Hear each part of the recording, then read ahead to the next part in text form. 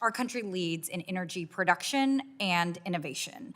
And we lead in these areas because of the work that is done in my district and surrounding areas in Houston, ones where we touch every single segment of the energy industry, from exploration and production, transportation, transmission, marketing, technology, both traditional and renewable. And I'm going to resist the congressional urge to spend 5 minutes talking about how great my district is, although it is. But I want to share these data points because I think it really helps underscore both the importance of the issues to me and also the depth and breadth of knowledge of my constituents that I bring to the work of this committee.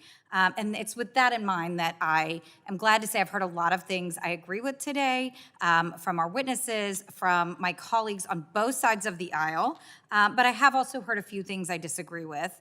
And I can't go through all of them here, but I am disappointed to hear some of the attacks on the 117th Congress's energy policies, rather than more ideas about how we can work together to build on the historic investments that we made in the last Congress. And we have talked about some today, especially the focus on permitting issues that affects all sectors and which I very much look forward to working on.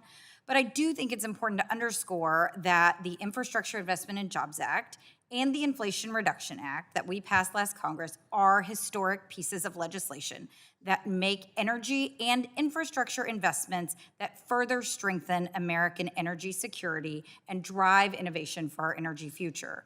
At this moment, we have an energy sector that is looking stronger than ever, with the EIA expecting U.S. domestic oil production to set a new record high this year of 12.4 million barrels a day, which would surpass the previous record set in 2019. The rig count is back up. It was 771 last week. Net exports are also expected to rise, further strengthening our energy security and, importantly, that of our allies. And this is happening while we are working to meet growing global demand for energy and reducing emissions.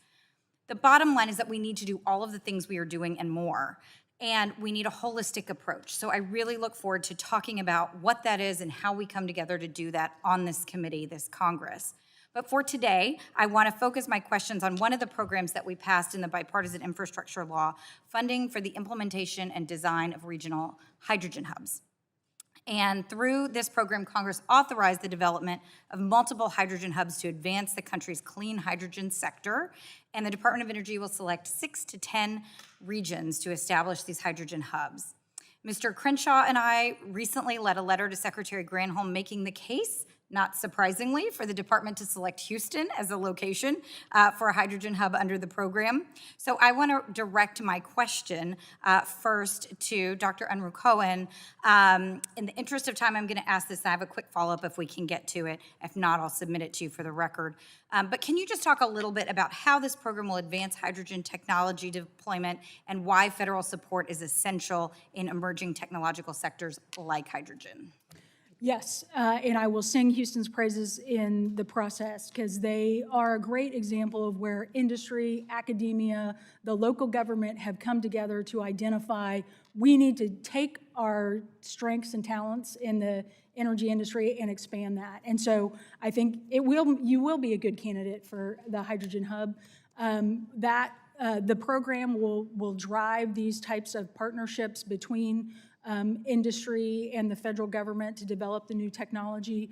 And hydrogen is critical for also all of the petrochemical work that happens in the Houston area, because we're going to need clean, green hydrogen to help decarbonize some of those processes so that we can, benefit and have clean chemicals coming out of our domestic plants.